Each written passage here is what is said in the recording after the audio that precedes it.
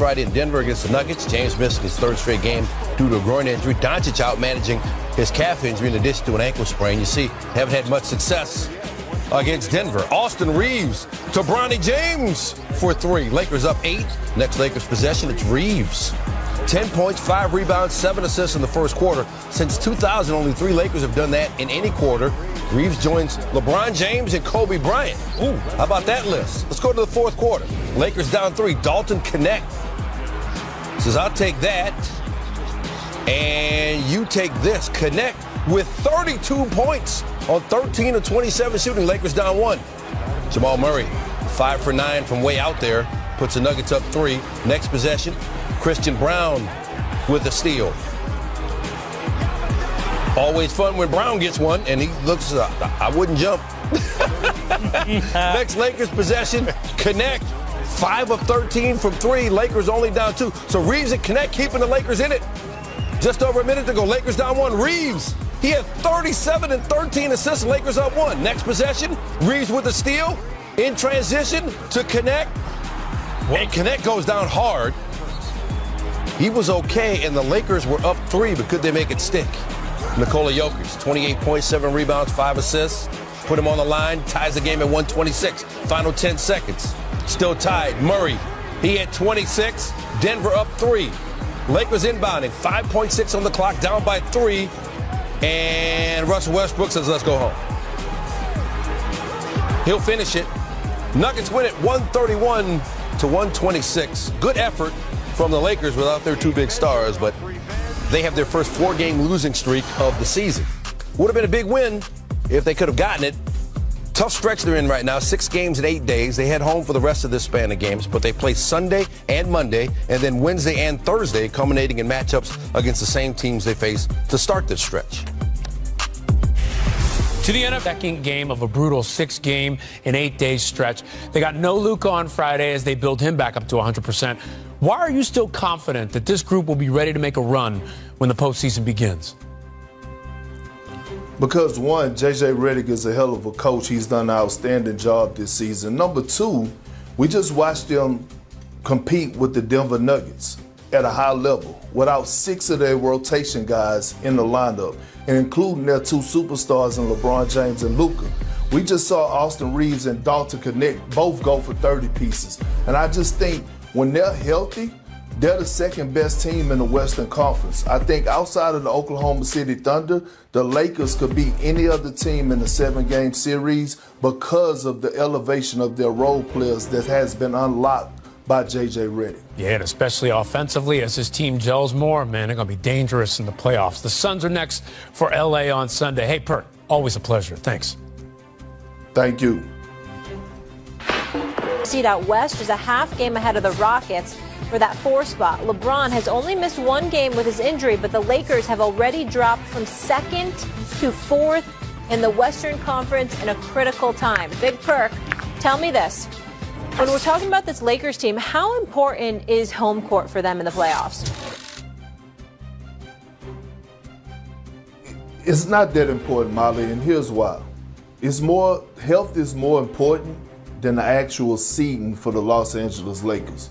All they want to do is be in the playoffs, whether that's the 2nd seed or the 6th seed. They just want to be in. And when you look at what they're dealing with right now, no LeBron James, who's obviously their best basketball player, no Rui Hachimura right now, don't know the status on him. Jackson Hayes has been out, for a couple of games now, and Finney Smith is dealing with some injuries. So if you're the Lakers, led by a 40-year-old senior citizen, you want to go into the postseason as healthy as possible, no matter what the seeding is. Now, I will say this. They probably want to fall in that 4 or 5 range, because if they would bet on themselves, they actually like their chances better against Oklahoma City than they do the Denver Nuggets. I don't. I'm saying what they like. Because, no, listen, I don't, Stephen A., but I'm saying when you look at what they was trying to address and get a big, and you talk about having to do that battle with Jokic, I don't know if you could contain him in that game plan that J.J. Redick has against the Nuggets that he displayed a few weeks ago could be sustainable over a 7-game series. That's all I'm saying. I don't have them beat OKC. I'm just saying that's their preference. They got the second best home record in basketball at 25-7, if I remember correctly. Not to mention the fact that their defense from, since mid-January has been the best in basketball, even with Jackson Hayes at the center spot since Luka Doncic had arrived and Anthony Davis was traded. So we get that part. I would tell you it's not that big of a deal if Luka Doncic are healthy. I don't think it makes a bit of difference at all, because if there's ever any two players that can go on the road and wreak complete havoc, it's them. We've seen LeBron do it over the course of his career. We've seen Luka do it. We've seen Luka do it to Minnesota last year. We've seen him do it to OKC last year. So I definitely say that. But I don't believe for 1 second that this Lakers team, as smart as they are, want the smoke from Oklahoma City compared to somebody like Denver, even with the greatness of Jokic, because of the absence of depth. When you look at Oklahoma City, it's not just their talent. We got to remember that this Oklahoma City team is different than last year, because the acquisition of Hartenstein at the center spot and Alex Caruso as well has elevated them defensively in every statistical category that matters as it pertains to defense and loose balls and all of this stuff. Oklahoma City is number one. So they have youth, they've got fresh legs, they have depth, they have athleticism, they have size, they play defense, they've got a superstar to score the ball on.